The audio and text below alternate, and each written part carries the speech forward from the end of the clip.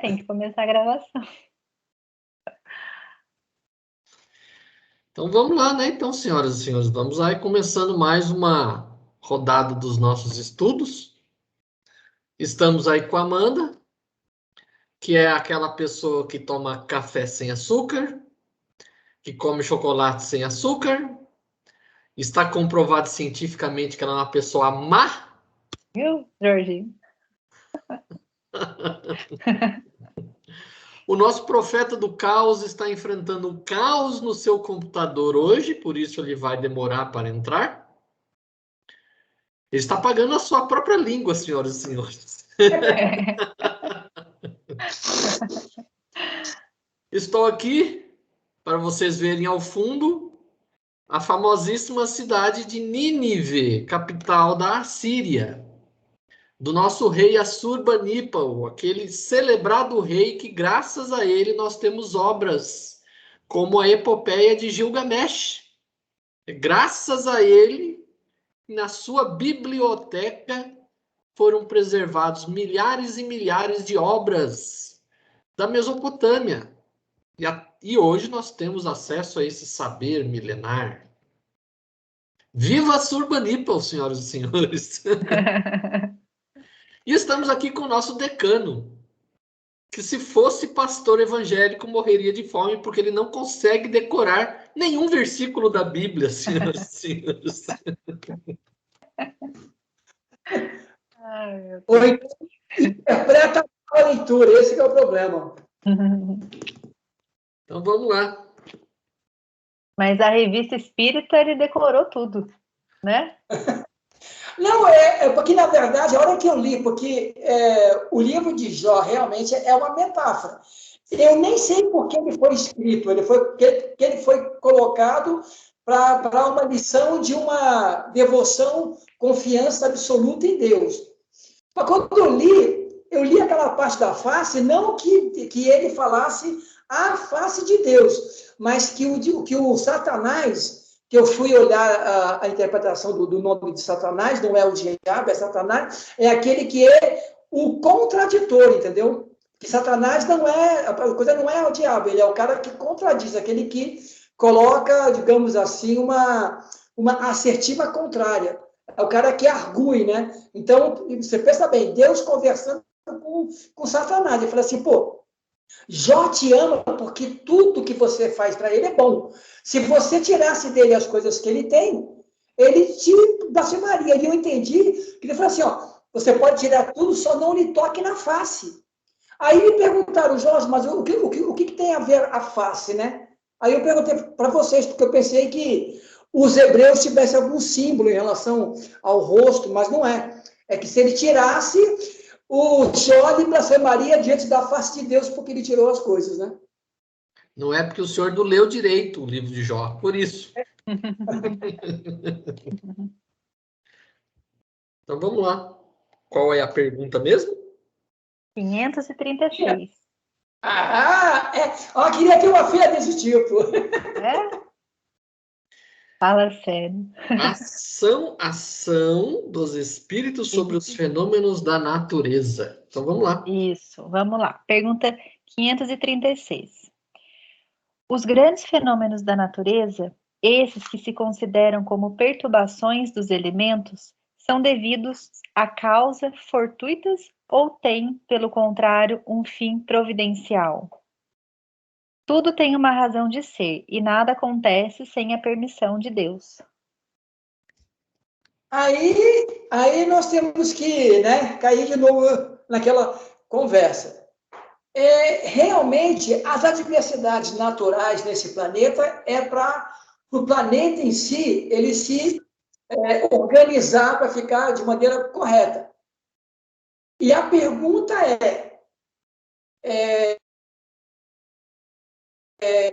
os resultados desse sistema de ações da natureza, como tsunamis, terremotos, os desastres que acontecem, não, digamos assim, não é que Deus quer isso, mas em grande maioria,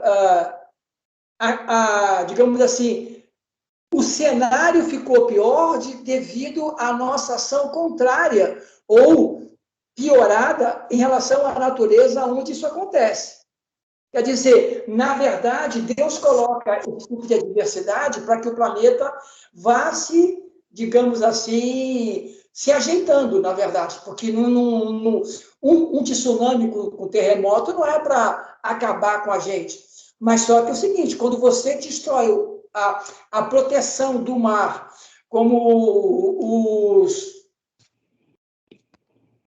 os agregados de corais, você tira a proteção e o tsunami avança sobre você. E como você constrói muito perto da praia, você tira aquela área de areia onde nascem árvores e plantas, né? Quer dizer, então a questão é, nós estamos entregues ao sistema da natureza ou nós nos colocamos em desacordo com ela e sofremos sem ser o nosso karma em relação a isso? Boa pergunta. Porque eu fico vendo o seguinte, o que aconteceu agora com Nova York, e sempre acontece nos Estados Unidos, com Mississippi, Louisiana, né? Eles moram no delta do rio Mississippi. Eles destruíram tanta aquela região que todo furacão, todo tornado que sobe a maré, ele entope o rio. Então, as margens tem que ficar uma margem que chama-se de área de inundação.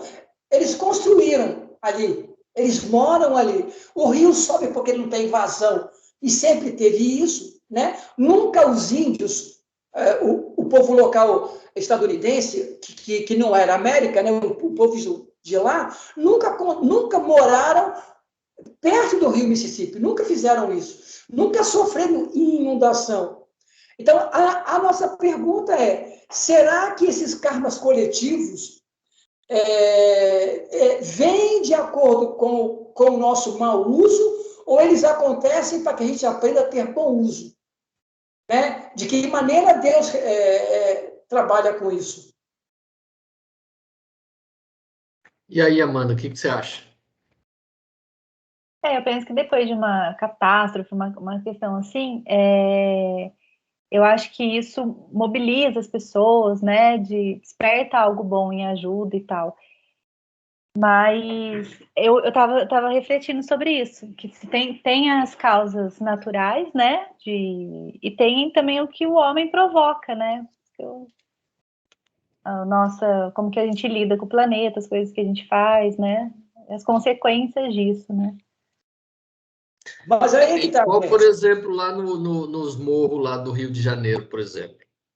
Todo mundo tá careca de saber que uma região montanhosa, o pessoal devasta tudo, vem a chuvarada intensa, qual o resultado? Desmoronamento. Ah, foi uma fatalidade? Como assim fatalidade? Tá todo mundo sabendo. Ninguém é ignorante nas questões da natureza. Todo mundo sabe que o barranco desmatado, com chuva intensa, vai deslocar porção de terra. Então aquilo tá, cara, ficamos cansados de ver todo verão, toda vez no noticiário falar, já era uma coisa já prevista que iria acontecer. Isso é uma coisa que é de Deus? É a imprevidência Exatamente. humana. O homem tem que ter. Deus, como dizia minha mãe, Deus deu inteligência para a gente usar. E o pessoal não usa. Mas aí é que tá. O nosso karma entra nisso também, Claudinho. Por exemplo, assim, há um entrelaçamento entre a nossa estupidez do uso e as leis da natureza que nada acontece sem a permissão de Deus. As leis da física, quem criou foi Deus. Então a gente tem terremoto, tem furacão, isso faz parte das leis da física. Isso acontece. É a mudança das coisas da natureza. A questão é que se o homem ele sabe que aquela região ela está propensa a sofrer esse tipo de fenômeno, é imprevidência humana. Agora, uma região que ninguém imaginava que ia acontecer alguma coisa, acontece um Isso. terremoto, alguma coisa, a pessoa morre, pode ter as causas kármicas, vamos dizer assim. É isso que eu pensei. É isso que eu penso também.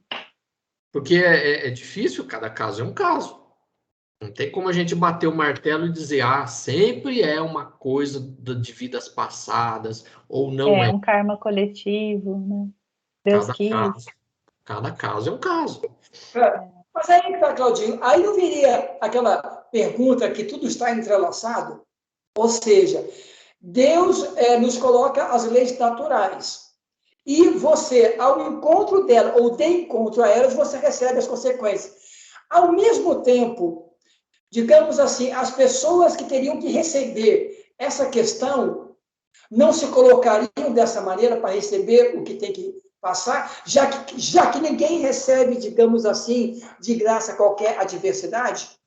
Tem até aquele lema que a gente fala muito, que é, nesse mundo de provas e expiações, existe injustiça. Correto? Mas ninguém que a recebe é injustiçado. Não existe fatalismo. Portanto, ele não era para fulano passar naquela região, mas ele foi. Ele sabia que tal fenômeno podia acontecer e foi. É suicídio. Sim. Então, a gente não tá a gente não é robô. A gente tem livre-arbítrio. Muitas vezes a gente encurta a nossa encarnação. Isso estamos careca de saber. Que tem pessoas que, pelo comportamento temerário, acabam encurtando a sua vida, igual o Sim. pessoal que vai lá escalar o Everest. Parece. É superar os limites. O país lá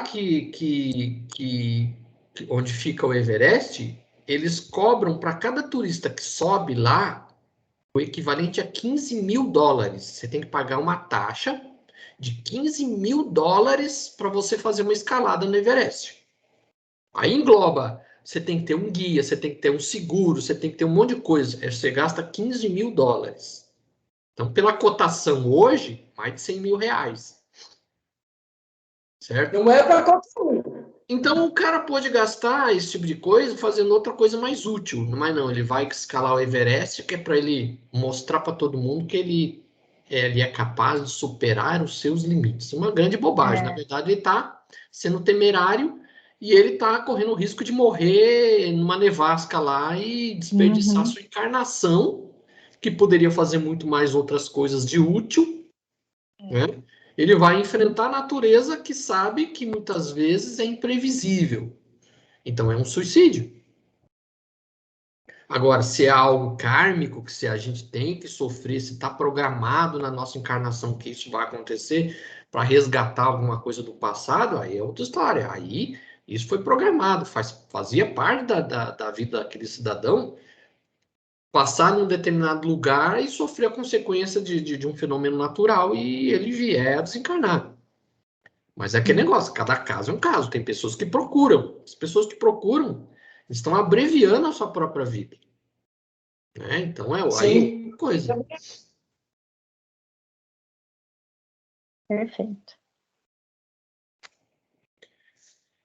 Bom, agora sou eu, né? Já que o nosso profeta do caos não veio. Ela tá enrolando pra entrar hoje. Ele já desanimou. 536A. Esses fenômenos sempre visam ao homem?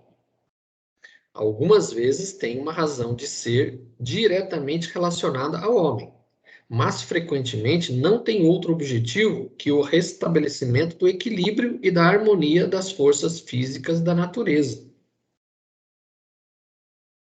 Ou seja, é um fenômeno natural, acontece porque tem que acontecer. Né? Muitas vezes é necessário mesmo. É o Precisa que ter já lá uma tempestade, uma ventania para, por exemplo, purificar o ar que está poluído. É o que o Jorginho falou, né? Que é esse restabelecimento do equilíbrio, né? O planeta, porque O planeta. o próprio planeta também, como ele é muito novo, ele vai se assumindo, se ajeitando. Quer dizer, na verdade, o terremoto não é um problema. O problema do terremoto é que ele, quando atinge as criações humanas, né? Aí o que acontece? Aí tem esse desastre que é coletivo. Então, a gente fica sempre assim. É como o Cláudio colocou, né, que a avó dele dizia aí, da inteligência do Minha homem. mãe. A sua mãe.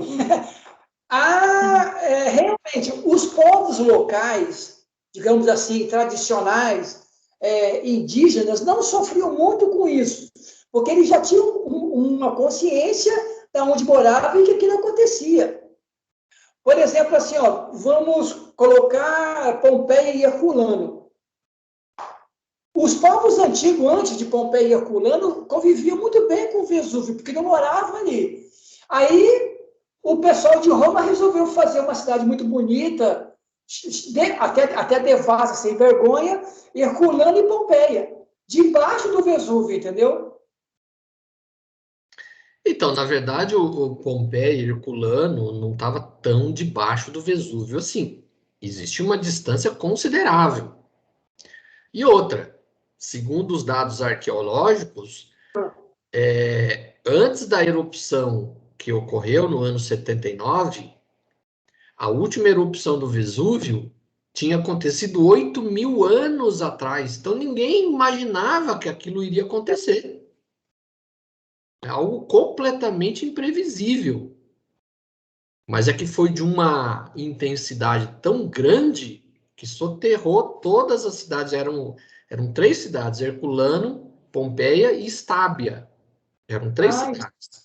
Mas eles estavam numa distância razoavelmente grande. É que a coisa foi realmente numa dimensão jamais vista. E aí a gente sabe, né? Porque se o homem não respeita a natureza, acaba sofrendo as consequências. É o que a gente está vendo hoje mesmo. Aí o regime de chuvas, por exemplo. Por quê? Porque o homem está desmatando tudo a Amazônia. A Amazônia, ela manda rio, o chamado rio voador, para as regiões sudeste e sul. Estamos na seca aqui, por quê? Porque estamos desmatando.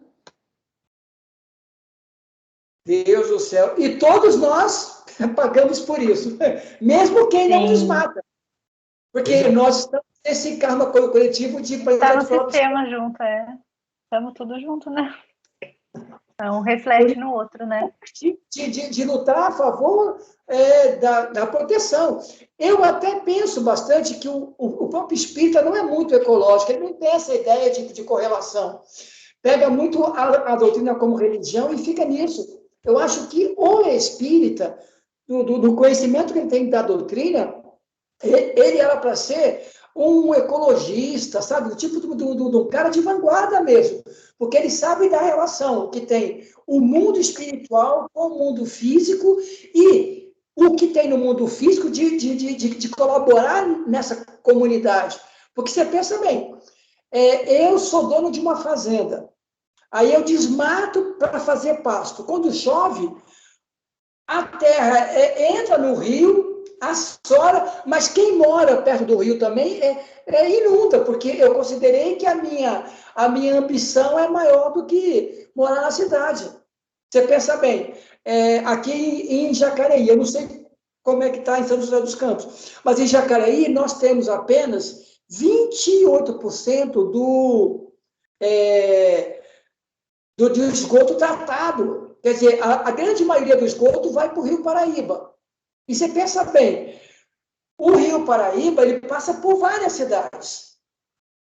Depois que ele passa por Jacareí, ele chega a São José. Ou seja, a falta da minha relação com a comunidade, eu sujo a água que o meu irmão de São José vai usar. Se nós tivéssemos essa ideia mais trabalhada, poderíamos, não, poxa, eu tenho que trabalhar na água para que a água que seja usada também pelo São Joséense seja mais limpa. E São José, quem mora em Resende, né, Queluz, e vai entrar para o Rio de Janeiro.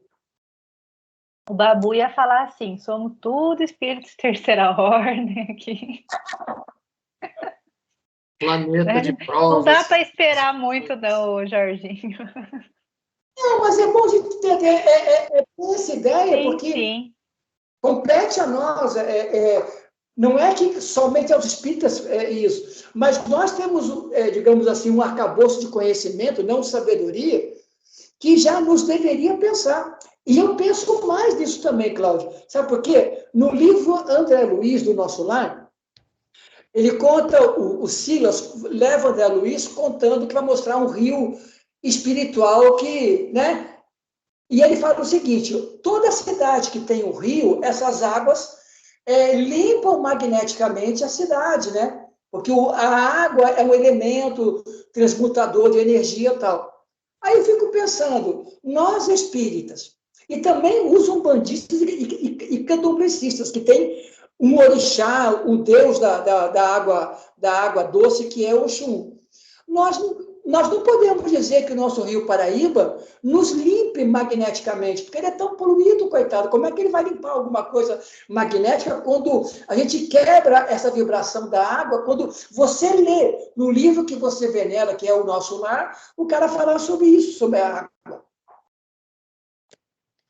Exato. Agora, Jorginho. 536b. Concebemos perfeitamente que a vontade de Deus seja a causa primeira, nisto como todas as coisas. Porém, sabendo que os espíritos têm ação sobre a matéria e que são os agentes da vontade de Deus, perguntando se alguns dentre eles não exerceriam certa influência sobre os elementos para os agitar, acalmar ou dirigir. Evidentemente, e nem poderia ser de outro modo. Deus não exerce ação direta sobre a matéria. Ele tem agentes dedicados em todos os graus da escala dos mundos. Nessa resposta entraria algum conhecimento que ainda se estuda muito pouco no movimento espírita, que seriam os elementares, que começou a ser falado especificamente no movimento espírita através das obras de André Luiz. Não sei se esse negócio de elementais até hoje ainda não sou muito crente nesse negócio, não, sinceramente. Mas, Claudinho, não sei se você lembra disso. Lembra no Nosso Lar, quando o André Luiz vai visitar a sua família, que ficou na Terra, e encontra ela casada, já segundas núpcias, porque ela era viúva. E o recém-esposo dela estava doente.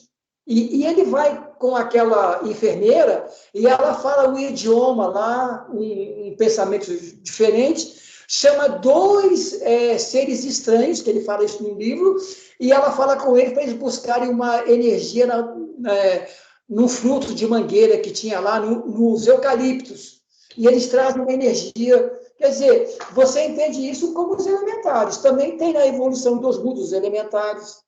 Esse negócio de elementais não é do espiritismo. Esse negócio de elementais aí é de outros movimentos espiritualistas, esotéricos, não é do espiritismo. O André Luiz, ele não nomeia isso como elementais. Mas no livro Evolução e dos Mundos, ele fala que é sobre isso. Ele coloca que são seres, né? Mas não diz que elementais, como falam aí as outras doutrinas aí que são esotéricas. É diferente. Eu lembro dessa passagem. Na escola a gente tem aula sobre eles, né? A questão da aliança é que o Edgar Armond, ele era adepto de doutrinas esotéricas. Então, isso influenciou na composição até daquela apostila amarela. Mas tem coisas ali que eu, particularmente, não levo fé. Uma das coisas que eu não levo fé é essa questão de elementais. Aí mostra lá os duendinhos, essas coisas, para mim, isso tudo é fantasia. Isso aí é coisa que não existe. É balela. É coisa que veio de outras doutrinas esotéricas, não é do espiritismo. Então, existe, vamos dizer assim, seres que estão ali trabalhando na natureza, como ele coloca aqui, mas, para mim, não tem nada a ver com elementais, tem nada a ver com duendes, silfos, essas outras coisas que o povo criou aí. Como é que tá? Mas quem deu esses nomes são as pessoas das épocas e dos lugares que deram esses nomes a esse ser. Porque, pelo que ele fala aqui, na verdade, são espíritos encarregados do trabalho da natureza, simplesmente isso. Agora, que nome você vai dar, isso é de acordo, né? Por isso que essa pergunta 537 vai cair bem no que nós estamos conversando aqui. Vamos lá. Pergunta 537. A mitologia dos antigos é inteiramente fundada sobre as ideias espíritas, com a diferença de que consideravam os espíritos como divindades. Ora, eles nos representam esses deuses ou esses espíritos com atribuições especiais. Assim, uns eram encarregados dos ventos, outros do raio, outros de presidir a vegetação e etc. Essa crença é destituída de fundamento? Tão pouco destituída de fundamento que está ainda muito aquém da verdade. Aí é que está. Nessa resposta, dá a impressão que ela não é verdadeira. Porque ele fala o seguinte, ela está abaixo da verdade, quer dizer, ela é muito pobre para definir isso.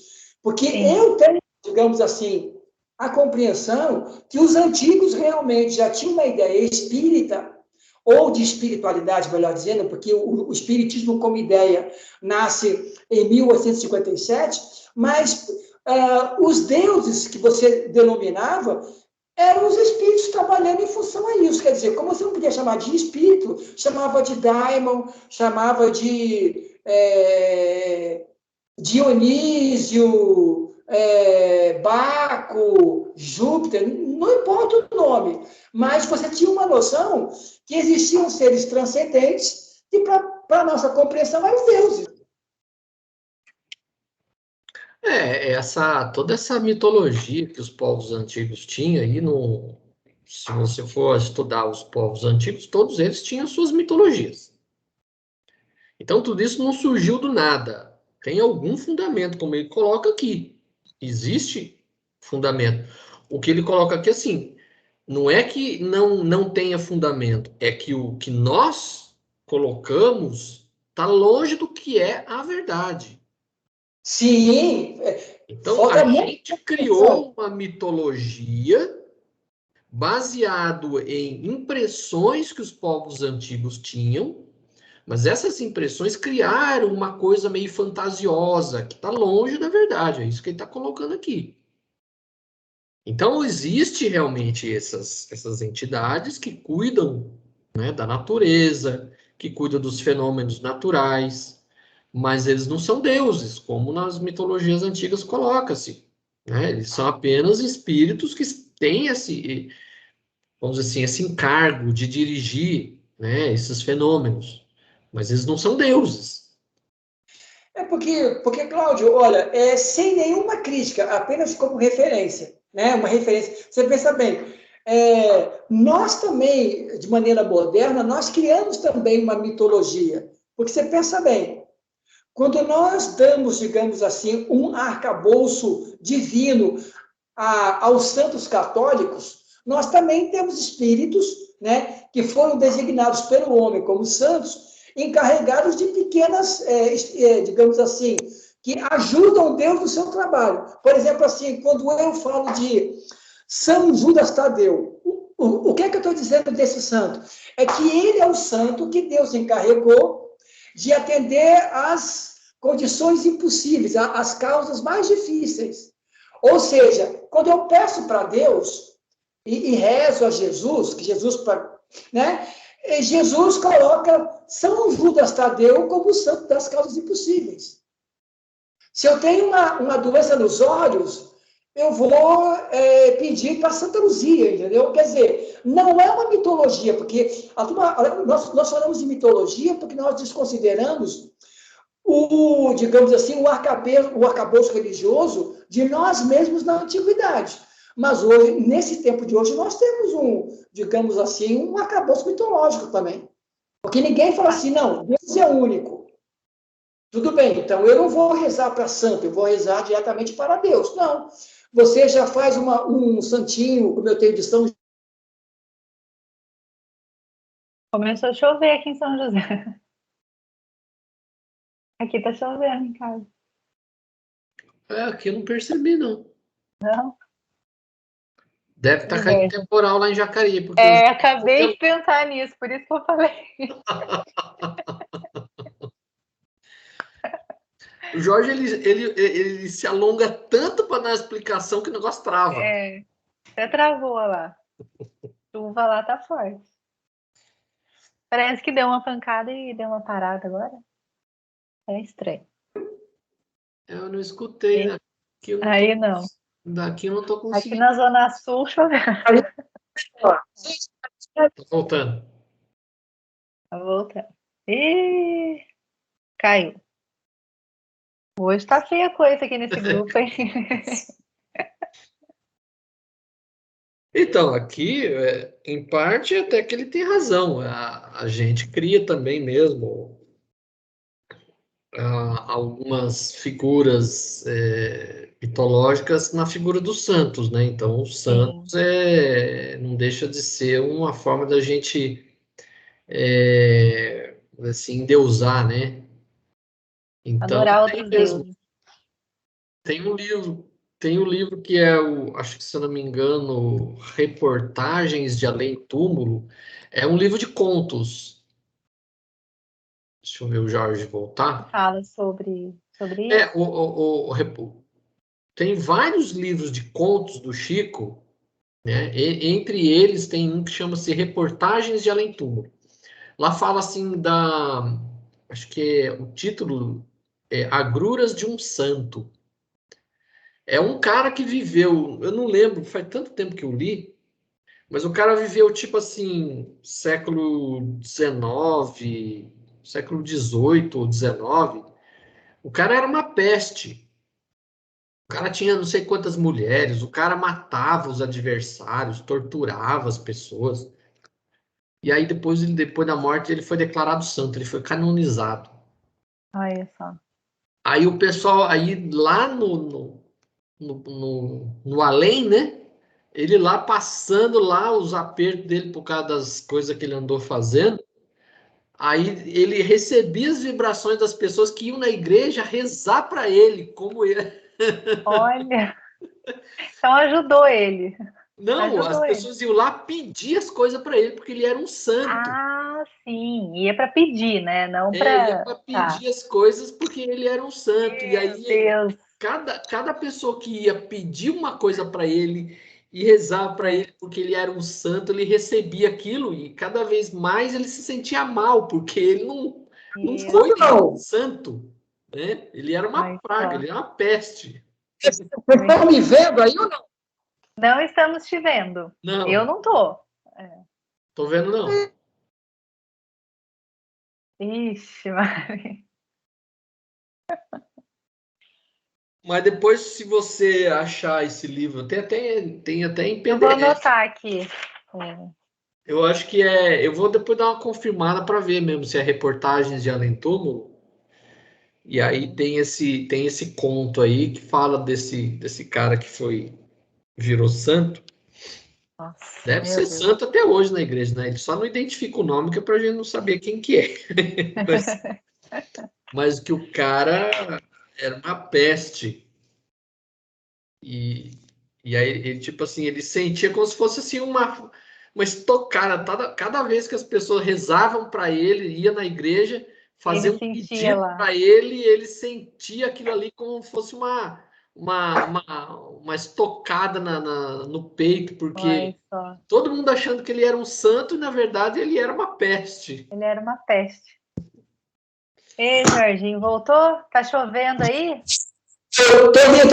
Não, cara, é que entrou uma ligação aqui, sabe da onde? De Camaçari, do Centro Químico de Camaçari. Olha só.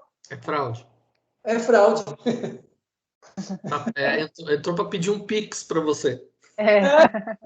Eu não acredito no Pix, quando tá perdido. Eu só acredito na boca do caixa. Essa é boa. Eu sou Então vamos lá. A, né? Isso.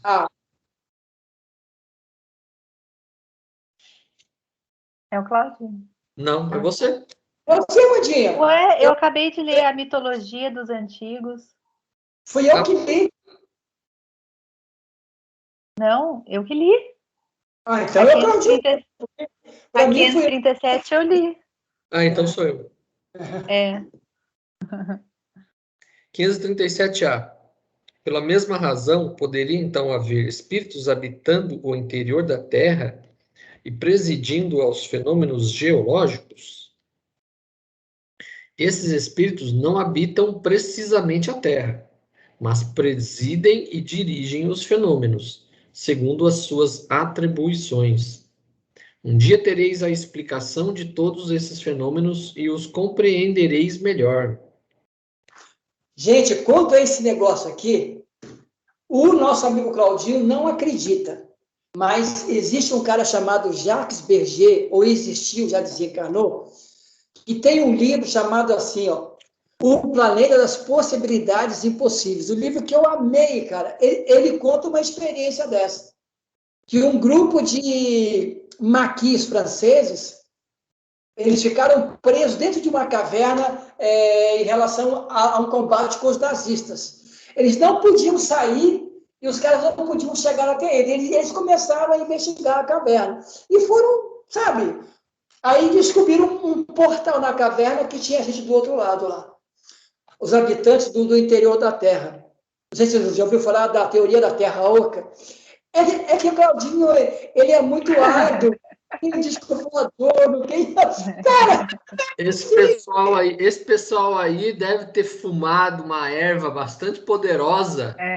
E aí eles viram esse monte de coisa aí.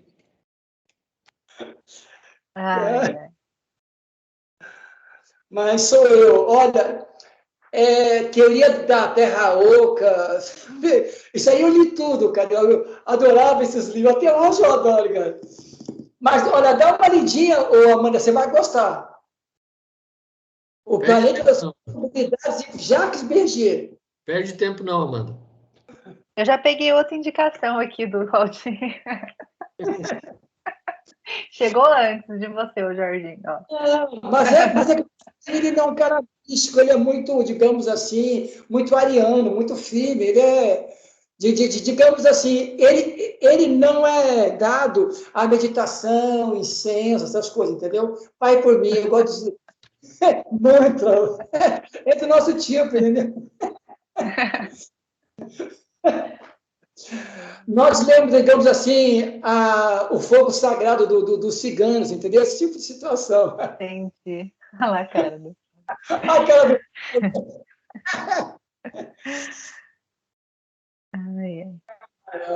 Mas aí é que tá. Olha só como os espíritos, e Kardec também vai levando o seguinte: não é zerado que essas realidades terão que ser melhor compreendidas. A gente não pode negar a existência dele. Olha lá, 538, está aqui, ó. Os espíritos que presidem aos fenômenos da natureza formam categoria à parte do mundo espiritual, serão seres especiais ou espíritos que foram encarnados como nós, que o serão ou que o foram. Ou seja, existem, através de, como ele diz aqui, né?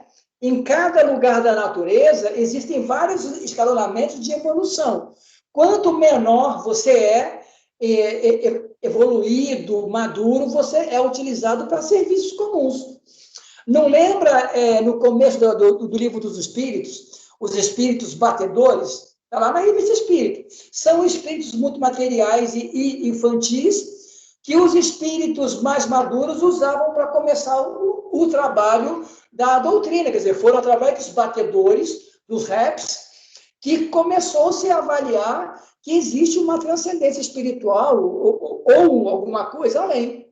Quer dizer, o nome que nós estamos dando aqui, mitológico, de duendes, elfos, não importa muito, né? boitatá, entendeu? Não importa, mas que existem espíritos de gradações, onde cada um está sendo utilizado e trabalhando em conforme a lei de Deus, aqui na Terra e no espaço. Então, espíritos. Não são Princípio, elementais. gente. Não é essas figuras que o povo criou aí, bonitinho, de duende, essas coisas. São espíritos. Ele coloca aqui, ó. E ele pergunta: são seres à parte ou espíritos que foram encarnados como nós? Que o serão, ou seja, ainda não encarnaram, que ainda não chegaram do ponto de precisar, né, de estar no ponto de reencarnar, ou que foram, ou seja, que já viveram aqui na Terra como encarnado e continuam aqui trabalhando pela natureza, pelos encarnados, etc. O que a gente tem aqui é desmistificar, tirar essa mitificação que colocaram dessas figurinhas de duendes, essas coisas. Isso aí não existe. Porque, digamos assim, em todas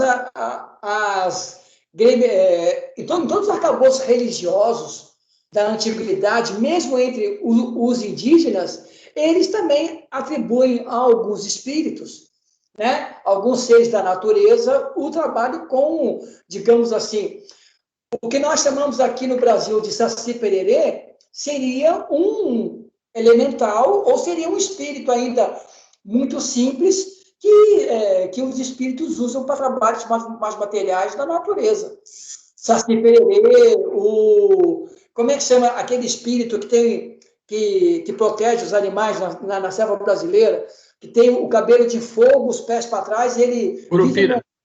Hã? Curupira.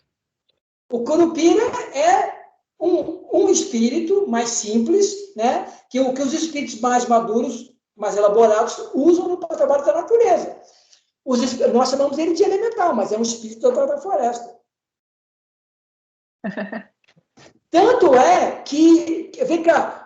Ele quer convencer a gente, Claudinho. Eu e a Mandinha, até o Babu tem isso, já comprou aqueles duendinhos para colocar junto com as suas plantas para poder ajudar as plantinhas a crescerem. Você não tem, Amandinha, um duende? Eu não tenho.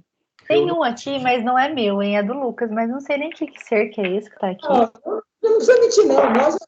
Nós, tá vendo? É um duende, é um ser da natureza aí. Nós colocamos junto com as plantinhas. Estão vendo? Isso não tá parecendo duende, não. Não sei. Tem um chapéuzinho. Não sei o que é isso.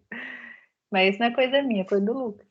Não precisa, Amandinha, não precisa mentir, não. Você sigo mesmo. Eu nunca tive, porque eu nunca acreditei nisso. Eu também não. Aí quando eu tive aula, eu fui conversar com o Babu sobre os elementais. Daí ele falou um monte de coisa, assim.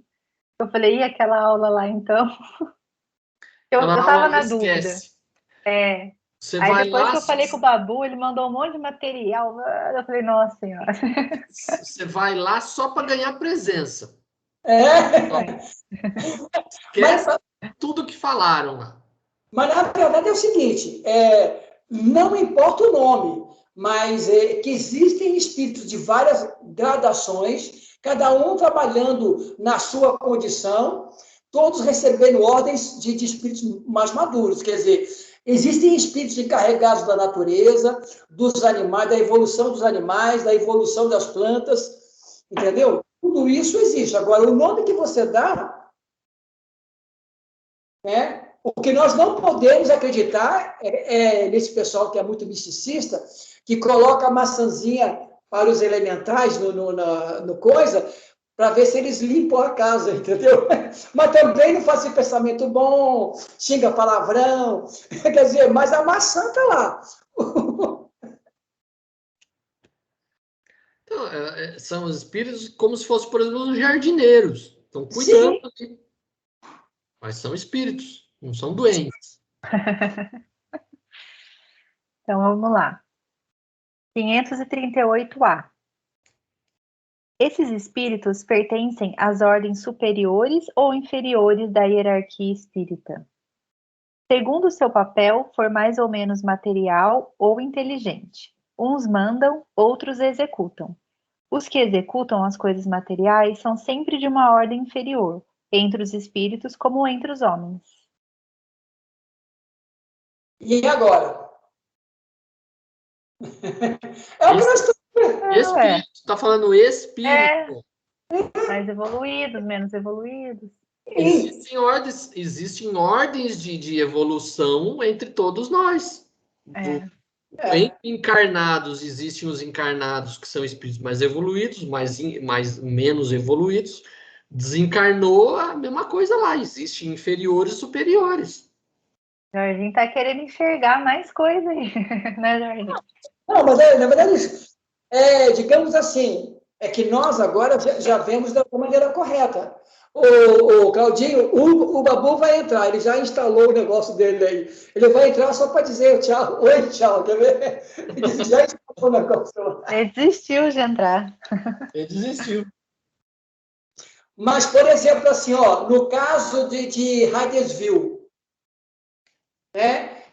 O caso das irmãs Fox, né? Que foi o grande lá em 1848. Como é que acontece isso? Um espírito, ainda de muito baixa qualidade, mas já um espírito, foi assassinado ali e ele começa a fazer aqueles barulhos para aquelas meninas que eram médios, entendeu? Então, aí começou o movimento. Quer dizer, o nome que nós damos, hoje já a doutrina desmistifica, tira essa coisa de fantasia, mas a gente consegue perceber, tudo em natureza, tudo no mundo, há uma regência de espiritualidade. Isso que é legal, ninguém está sozinho, né? Ó, eu acho que esse que eu mostrei aqui, eu acho que é um mago. Tá vendo? Não tô vendo, pelo que eu olhei, não vi figura de duende. Ele é mago. Que ele é que nem aquele mago do Senhor dos Anéis. É um mago. Já evoluiu, já...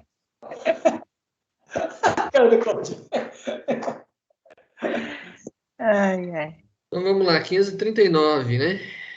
Isso. 539. Na produção de certos fenômenos, das tempestades, por exemplo, é somente um espírito que age ou se reúne em massa? Em massas inumeráveis. Agora, isso que eu acho interessante.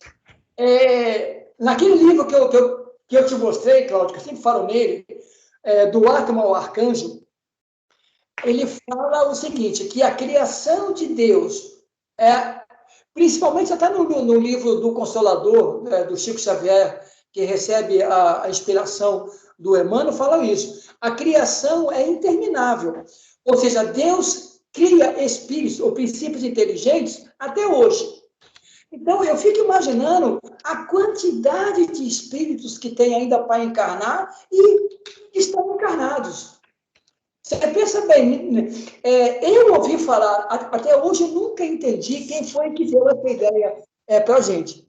Dizem o seguinte, que no nosso planeta, a Terra, tanto que existem 20 bilhões de almas que circulam. Eu não sei quem deu esse número até hoje, mas eu li em algum lugar. 20 bilhões de espíritos. Entre espíritos de animais, plantas, então não sei o quê. Puxa, eu já acho 7 bilhões de almas encarnadas. Bastante, cara. Imagina 20 bilhões, você imagina esse universo, fora aqueles que você não vê. Pois é. Nossa Senhora, eu fico assim pensando, será que essa coisa tipo da física quântica, dos universos paralelos, seja uma realidade mesmo, onde cada um tem um tipo de evolução diferente? Porque nós conhecemos só hoje, né, nesse tipo de tridimensional e tal, a nossa evolução. Mas como será em outros lugares? Por isso que os cientistas dizem que o universo está em expansão. Haja espaço para tanto espírito, né? Nossa Senhora. Haja lugar para pôr gente, né? Pois é. Tem mais uma só, depois já começa outro assunto, né? Sim. 540. Os Não, espíritos, ah, não. É o Jardim. Desculpa, vai. os espíritos que exercem ação nos fenômenos da natureza agem com conhecimento de causa, em virtude do livre-arbítrio ou por um impulso instintivo e irrefletido? Uns sim, outros não. Façamos uma comparação. Figurai essas miríades de animais que, pouco a pouco, fazem emergir do mar ilhas e arquipélagos. Acreditais que não haja aí um fim providencial e que essa transformação da superfície do globo não seja necessária à harmonia geral? Entretanto, são animais do último grau que realizam essas coisas, provendo às suas necessidades e sem suspeitarem de que são instrumentos de Deus. Pois bem, do mesmo modo, os espíritos mais atrasados são úteis ao conjunto. Enquanto se ensaiam para a vida, antes que tenham plena consciência de seus atos e de seu livre-arbítrio, atuam em certos fenômenos dos quais são agentes, mesmo de forma inconsciente. Primeiramente executam, mais tarde, quando suas inteligências estiverem mais desenvolvidas, comandarão e dirigirão as coisas do mundo material. Mais tarde ainda, poderão dirigir as do mundo material, a do mundo moral. É assim que tudo serve, tudo se encadeia na natureza, desde o átomo primitivo até o arcanjo, que também começou pelo átomo. Admirável lei de harmonia, da qual o vosso espírito, limitado, ainda não pôde abranger o conjunto. É nessa frase que aquele livro que eu mostrei para você, Cláudio, A Evolução da Consciência, do Leon Denis e do Miramês, eles se baseiam nesse livro, nessa lei de harmonia aqui. É do Sebastião Camargo, Amanda, esse livro é muito bom. Aqui. Claudinho, o teu horário, hein? 8h22. Não, a gente pode ir até as 8h35 hoje para compensar o atraso, hein? Beleza, você Tá sabe. bom. Então, pode ler aqui? Vamos lá. Os espíritos Agora. durante o combate. Isso durante os combates. Isso. Pergunta 541. Numa batalha, há espíritos que a assistem e que amparam cada uma das forças em luta? Sim, e que estimulam a sua coragem. Aí tem o adendo. Assim, os antigos nos representavam os deuses tomando partido por este ou aquele povo. Esses deuses nada mais eram do que os espíritos representados por figuras alegóricas.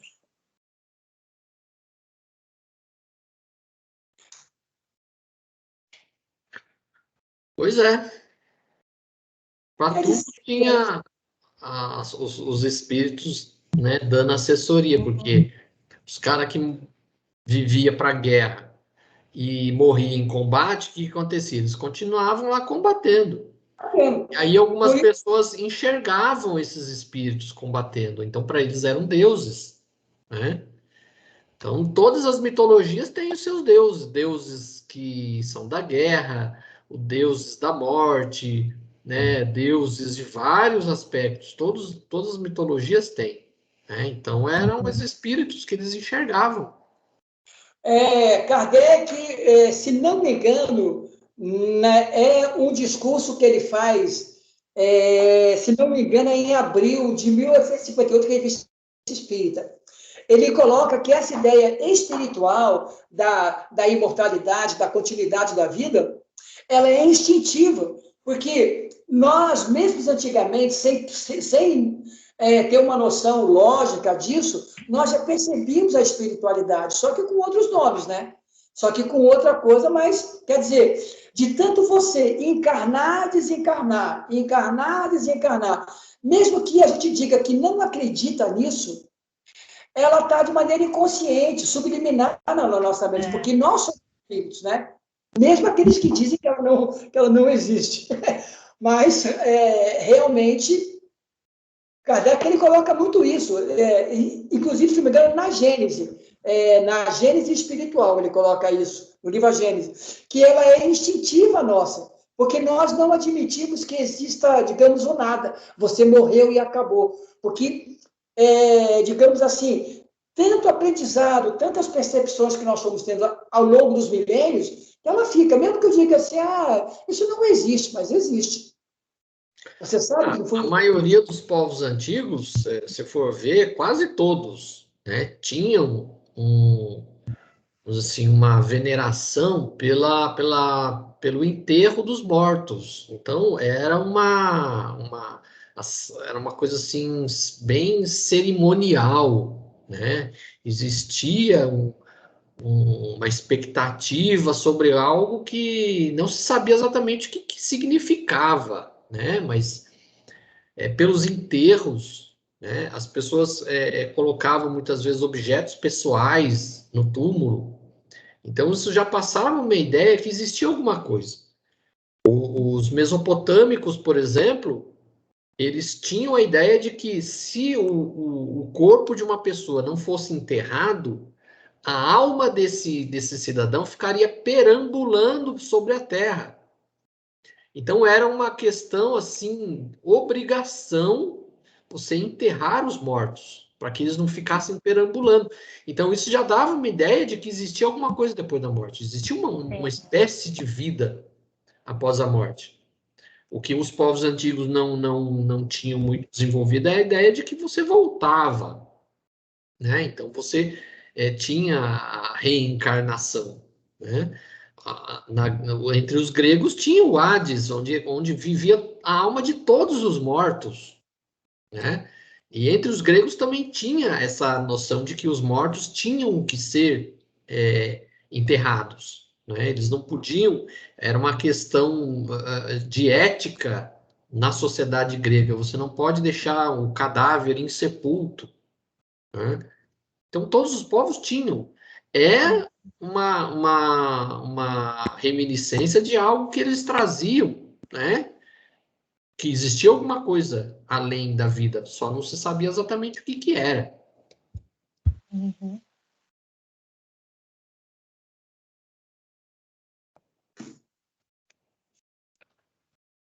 Então, vamos lá, 542? Vamos. Numa guerra, a justiça está sempre de um lado. Como os espíritos tomam partido a favor do errado? É uma pergunta, né? Numa guerra, a justiça está sempre de um lado. Como os espíritos tomam partido a favor do errado? Sabeis perfeitamente que há espíritos que só buscam a discórdia e a destruição. Para eles, a guerra é guerra. A justiça da causa pouco lhes importa. Porque realmente, aqui, Claudinho, eles respondem o seguinte, que quando nós desencarnamos, você ainda não é um espírito que tem uma posição de globalização.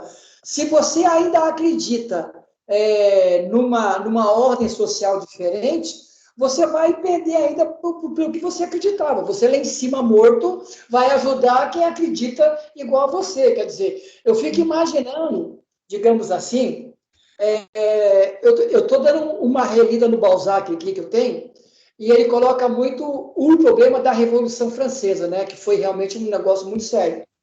Então, eu fico pensando, as pessoas que acreditavam na Revolução, que teve aquele terror de cabeça decapitada, quem acreditava nisso incentivava o pessoal que queria mais esse negócio. Aí os caras de lá de cá dizendo, não, tem que melhorar, melhorar, melhorar.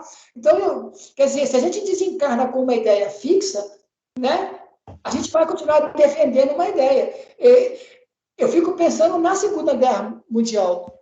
Os espíritos que eram arianos, que defendiam o nazismo, eles lá de cima estavam procurando correr atrás de auxiliar tinham duas guerras, né? Uma aqui no plano material e também uma lá em cima, com certeza. Provavelmente, né? Provavelmente. Quem fala um pouco sobre isso daí é das obras de André Luiz, nos Mensageiros. Quando ele relata lá o o recebimento das pessoas, né, que desencarnaram por causa da guerra. Sim. Que até eles tiveram que receber espíritos de colônias europeias que não tinham mais onde pôr gente lá, que eles tiveram que receber aqui na América do Sul, porque lá estava superlotado. Então, realmente, ele fala, porque o pior não é a guerra material, as pessoas aqui no plano terreno. O pior era a emanação das pessoas em virtude da guerra. Porque Sim. as pessoas que não... Ele ainda coloca assim, que as pessoas muitas vezes não estavam envolvidos na batalha, mas o mundo inteiro, vendo aquilo ali, emanava pensamentos, muitas vezes, de destruição. Isso contaminava o plano espiritual de uma forma muito maior que a própria guerra. Com certeza. E eu fico imaginando, digamos assim, a vibração, aí vamos usar aquela palavra, a egrégora, que ainda tem, quando as pessoas vão visitar o que sobrou, né, da Dachau, na Polônia, dos campos de concentração. Você imagina, nem sei se esses espíritos ficaram presos ali, eu espero que não, eu espero que eles já possam ter sido recolhidos. Mas eu imagino o ódio do sofrimento, de serem executados, em relação aos espíritos que também, de maneira muito primária, eram os que comandavam os campos de concentração, entendeu? Então, você imagina, desencarnam pela dor e violência, mas não estão preparados para compreenderem isso, e os outros desencarnam esperando esses aqui. Você imagina o que fica em cima de Dachau, né? Que é o mais elaborado, que as pessoas visitam como se fosse turismo, né? Para conhecer o que é o campo de concentração. Que é um turismo que eu não faria. Dachau é na Alemanha. Dachau não é na Polônia? Não, na Alemanha. Não? Alemanha.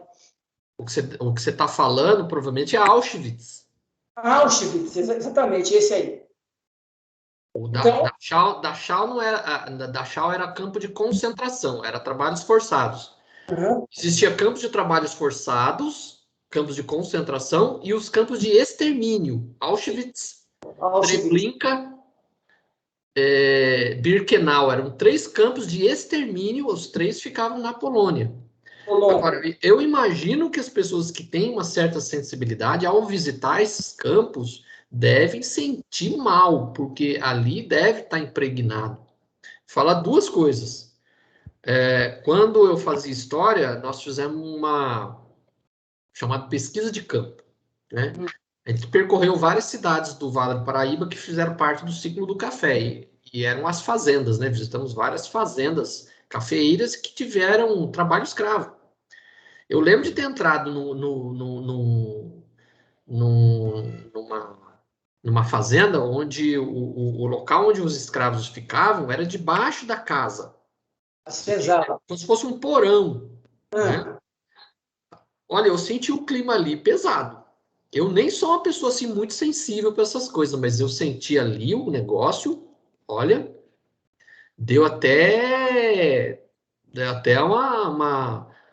até arrepiou os cabelinhos do braço quando entrei ali. Agora, uma amiga da minha irmã, quando elas foram para a Itália, eles visitaram lá o Coliseu, que ela passou mal entrando no Coliseu. Que o Coliseu até hoje, né, a gente falando aí de egrégora, né, o Coliseu até hoje tem uma egrégora ali por causa das mortes, porque eram gladiadores que eram mortos nos jogos e eram os cristãos que eram mortos. E muitos que eram mortos ali morreram não querendo morrer. Né? A gente tem aquela imagem, todos os cristãos morreram cantando pacificamente. Não é assim, não. Foram poucos. A maioria morreu sem querer morrer. Né?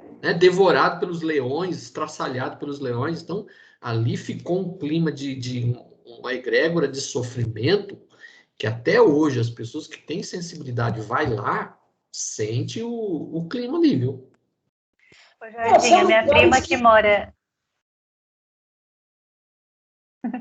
Não, a minha prima lá de Guaratinguetá, e ela é espírita, assim, ela fala que Guará, acho que foi palco de muito sofrimento. Ela fala, essa cidade aqui nada prospera, parece que nada dá muito certo. O melhor agora está falando aí, que você fez essa pesquisa aí, é todas as cidades aqui do Vale, né, do Paraíba. Aqui em Jacareí, aonde é o museu aqui de antropologia, que é a casa do coronel Carlos Porto, ele foi um grande escravocrata de café na região do Vale, né? Foi ele que mudou, fez o desvio do Rio Paraíba, né? Com mão escrava, realmente. Quer dizer, o vale nesse ponto, pelo café, ele foi realmente marcado pelo sofrimento. Essa fazenda que eu visitei, a senzala ficava debaixo da casa do senhor lá, porque na época do inverno eles aproveitavam o calor do corpo dos escravos para esquentar a casa. Olha só, eles exploravam até o calor do corpo do escravo. Que ideia! Olha isso. Que ideia! Meu Deus! Por isso que esse planeta é prova de expiação. Gente, olha lá, Claudinho, 8h35 aí. Vê o seu horário aí, meu irmão. Vamos na última aqui. É você, Jorge. Vamos lá. Peraí, figuras alegóricas. Numa guerra. 543. 543. Alguns espíritos podem influenciar o general na concepção de seus planos de campanha? Sem dúvida alguma. Os espíritos podem influenciar nesse sentido, como em relação a todas as concepções. E aqui, nós entramos juntamente com aquela pergunta, né, 525. Os espíritos exercem alguma influência nos acontecimentos da vida? Certamente, pois que vos aconselham. Imagina só, se nas pequenas coisas eles estão se influindo na nossa vida, imagina nas grandes. Bom, eu imagino que